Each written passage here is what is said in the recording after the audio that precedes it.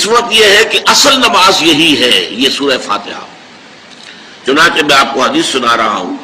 جو صحیح بخاری میں بھی ہے، صحیح مسلم میں بھی ہے، جامع ترمذی میں بھی ہے، سنن ابی داود میں بھی ہے، سنن نسائی میں بھی ہے، اور بہت سی کتابوں میں موجود ہے۔ اور یہ عن عبادہ بن صامت رضی اللہ تعالی عنہ، حضرت عبادہ بن صامت سے ہے مرفوعا کہ حضور نے فرمایا لا صلاۃ لمن لم یقرأ بفاتحۃ الکتاب، اس شخص کی کوئی نماز نہیں ہے جس نے کہ سورہ فاتحہ کی تلاوت نہیں کی۔ اب اس سے ہمارے ہاں ایک بڑا اختلاف پیدا ہوا، وہ نوٹ کر لیجئے۔ ایک رائے یہ ہے آپ اگر علیحدہ نماز پڑھ رہے ہیں تو ظاہر بات ہے کہ آپ کو ہر رکعت میں خود پڑھنی ہی پڑھنی ہے سورہ فاتحہ۔ جب باجماعت پڑھ رہے ہیں اب کیا شکل، امام پڑھ رہا ہے سورہ فاتحہ تو کیا مقتدی کو بھی پڑھنی چاہیے؟ اس حدیث میں جو الفاظ کی شدت ہے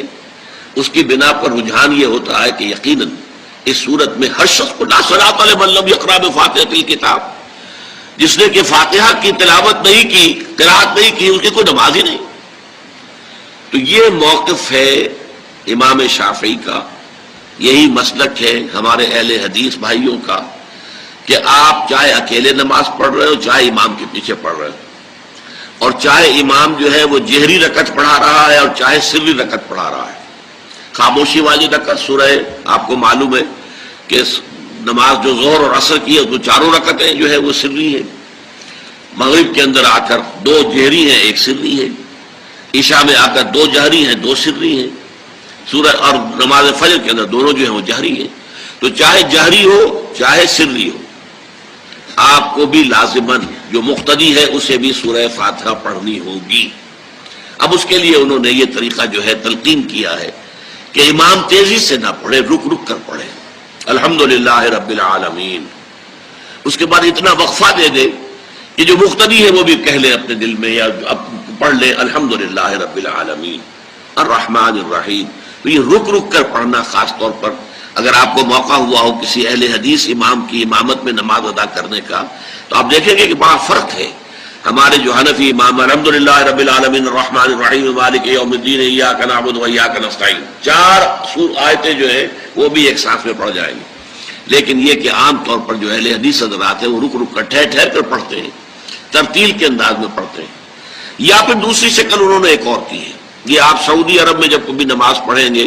اور آپ پڑھی ہو آپ نے، تو وہاں آپ دیکھیں گے کہ امام جو ہے وہ سورہ فاتحہ پڑھنے کے بعد کوئی ایک منٹ جو ہے خاموش رہتا ہے، تاکہ آپ اب جو مقتدی ہیں وہ اس وقفے میں وہ اب سورہ فاتحہ پڑھ لیں، پھر وہ قرات کرے گا، کوئی اور آیات اس نے شامل کرنی ہے تو بعد میں شروع کرے گا، درمیان میں وقفہ ہوگا۔ لیکن ایک مسلک یہ ہے، اور یہ مسلک جو ہے یہ در حقیقت قرآن مجید کی ایک آیت کے اوپر مبنی ہے۔ سورہ اعراف کے آخر میں فرمایا گیا وَإِذَا قُرِئَ الْقُرْآنُ فَاسْتَمِعُوا لَهُ وَأَنصِتُوا، جب قرآن پڑھا جا رہا ہو تو توجہ سے اسے سنو، خود خاموش رہو۔ اب یہ قرآن مجید کی آیت ہے، اس کے بنا پر ایک رائے یہ ہے کہ آپ امام کے پیچھے سورہ فاتحہ نہیں پڑھیں گے، پڑھا جا رہا ہے سنو اس کو، خود خاموش رہو۔ اور اس کے لیے وہ دلیل دیتے ہیں کہ یہ شکل ایک وفد کی سی ہے، جیسے کسی بڑی شخصیت کے پاس اگر آپ کا کوئی وفد جاتا ہے، 8-10 افراد ہیں، ان میں اسپوکس مین ایک ہوتا ہے، وہ بات کرتا ہے، باقی سب لوگ موجود رہتے ہیں، سنتے ہیں۔ اسی طریقے سے امام جو ہے وہ گویا کہ آپ کا نمائندہ ہے،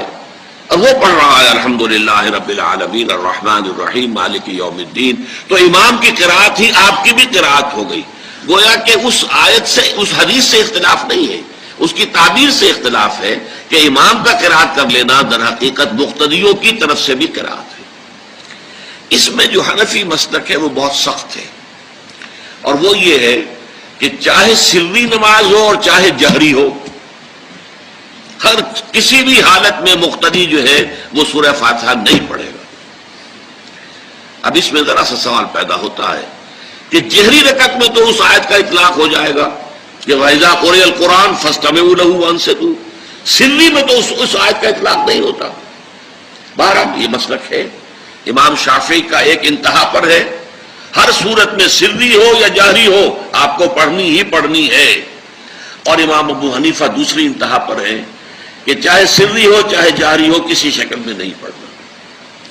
امام مالک کا مسلک ہے درمیان میں، اور میں اس میں کوئی جھجک محسوس نہیں کرتا کہ میں آپ کے سامنے عرض کر دوں کہ میں اس پر عمل پیرا ہوں۔ وہ کیا ہے؟ جہری نماز میں خاموش رہو اور سنو، اس آیت کا اطلاق ہو جائے گا جب بلند آواز سے پڑھ رہا ہے امام تو پوری توجہ، فاستمعوا لہ، اپنی پوری توجہ کو اس کے سننے کے اوپر مرکوز کر دو اور خود خاموش رہو۔ سری رکعت میں البتہ جبکہ وہ بھی خاموشی سے پڑھ رہا ہے، آپ بھی خاموشی سے پڑھ رہے ہیں۔ بہرحال ان چیزوں میں نے یہ سب کوئی بیان کیا ہے تو اس سے جو میرا مقصود ہے وہ یہ ہے کہ معلوم ہو جائے کہ اس میں کوئی بڑی بنیادی بات نہیں ہے، نہ یہ کہ جو حنفی ہیں وہ اس حدیث کا انکار کرتے ہوں کہ لا صلاۃ لمن لم یقرأ بفاتحۃ الکتاب، کیسے وہ انکار کریں گے؟ اور نہ ہی کوئی جو حنبلی ہے یا اہل حدیث ہے وہ قرآن کی اس آیت کا اختلاف سے جو ہے وہ اختلاف کر سکتا ہے کہ اذا قرئ القرآن فاستمعوا له وانصتوا، لیکن یہ کہ اس کے پھر اس سے جو احکام کا استنباط ہے اس میں اختلاف ہو جاتا ہے، تو اس کو نہیں سمجھنا چاہیے کہ یہ کوئی بہت بڑی